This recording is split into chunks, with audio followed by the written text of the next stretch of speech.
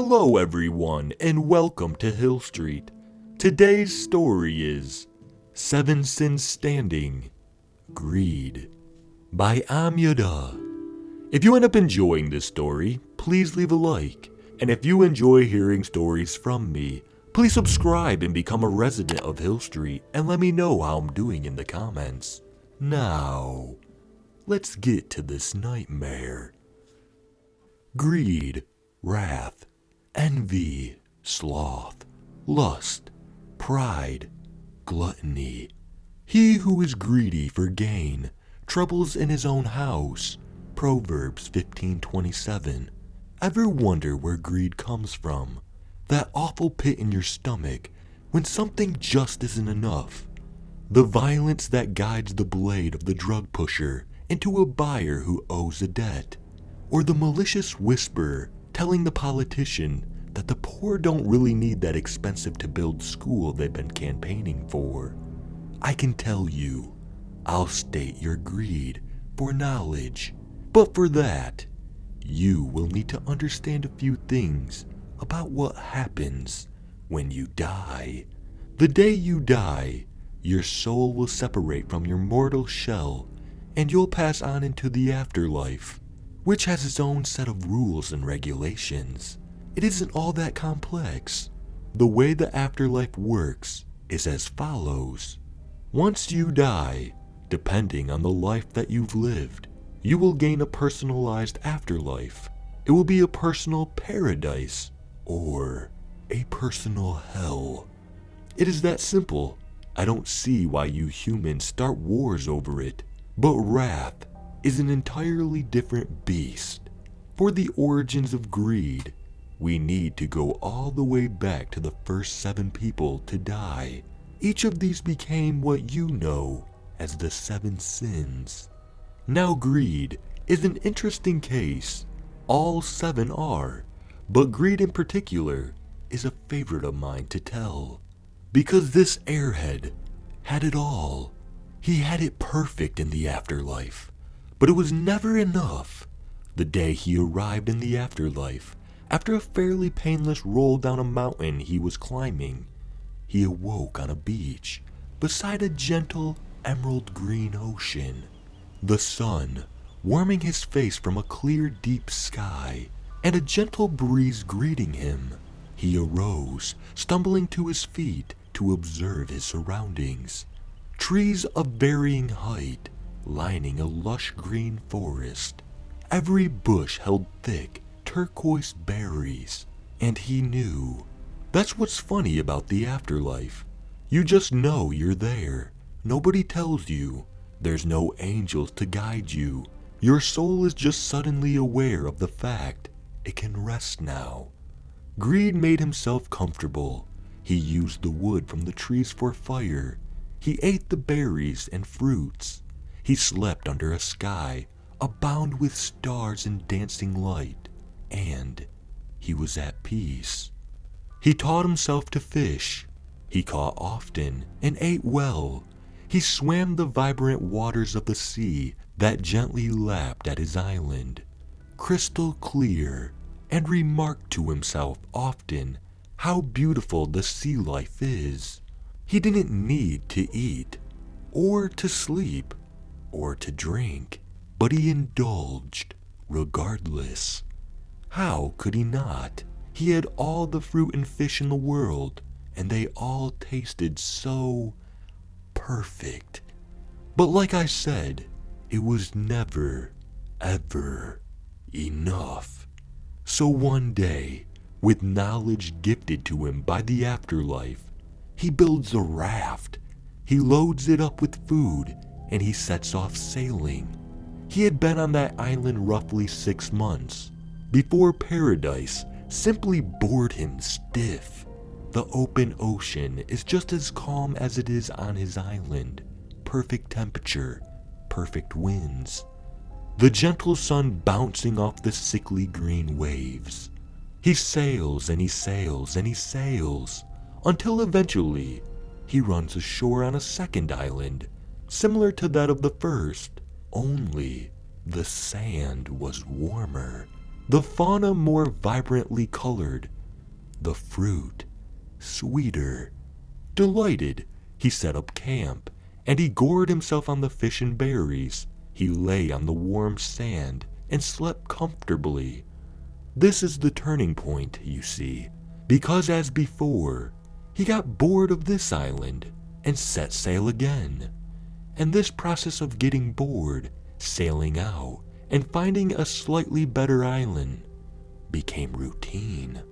He was offered so many chances to just stay put and enjoy his paradise.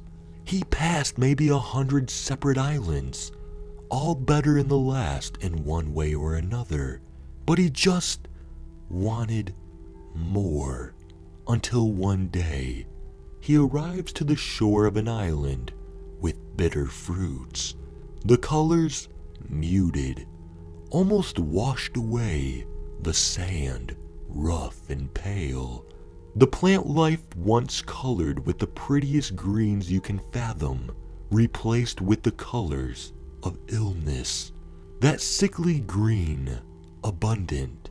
He hated this. He hated the bitter fruit. He hated the rough sand. And so off he sailed on a slightly angrier ocean than he's used to. The next island he arrived on, it reached inside him, grabbed his spinal cord, and shook him to his core.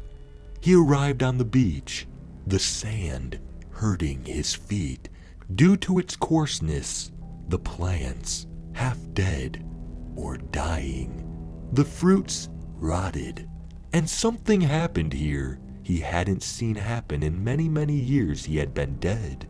He stepped onto the slightly foul-smelling water and was hit with a vile, stinging burn. He lifted his foot from the water and saw that he had sliced his soul on a rock, and it was bleeding. He hadn't felt pain since death.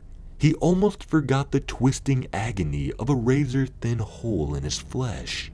It wept red, and he wept with it. As he lay on his raft, weakened by years of never being hurt, the pain was only amplified.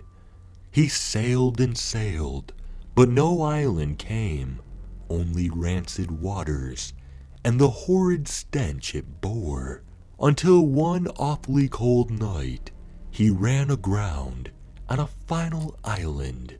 The final island, his raft practically falling into pieces. He dragged it onto the beach and abandoned it like a sick dog unable to work, and fell into anxious sleep. He awoke to scratching upon his right hand, a weight, not heavy, but noticeable. He pulled his hand away, and it buzzed at him, unhappy to have been disturbed.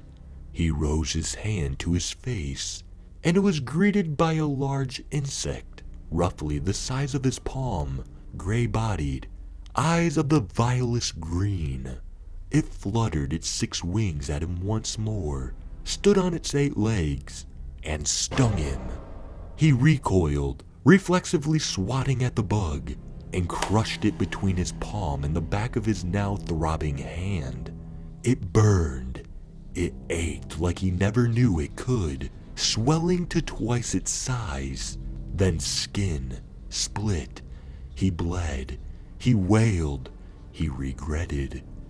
He ran for the water, seeking comfort amongst the gentle waves he remembered, only to run face first into a sea of bile and muck, so thick he could hardly move in it.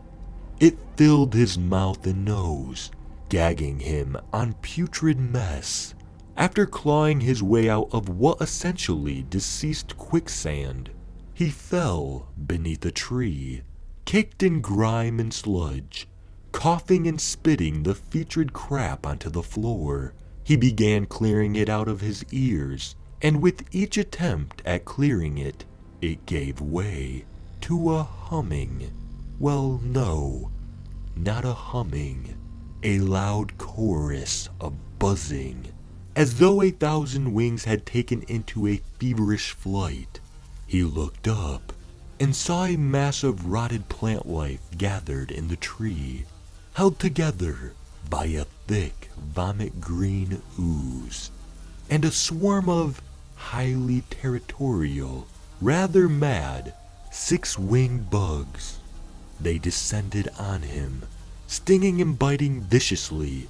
The agony was divine, unlike pain ever comprehended before. His skin tore, his eyes burst from the bites. They gathered around his wounds and swallowed his blood. They bit into bone.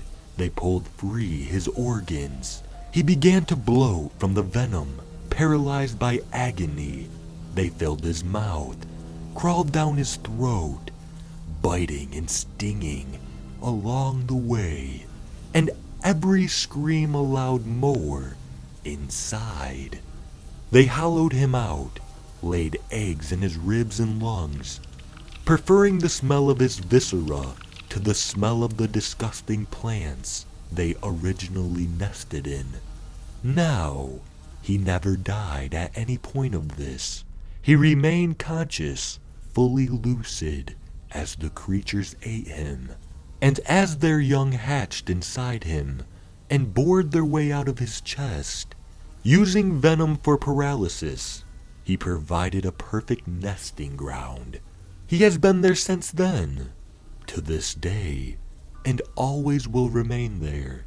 His pain, his screams, his anger is what drives the rich to endanger construction workers' lives with cheap materials.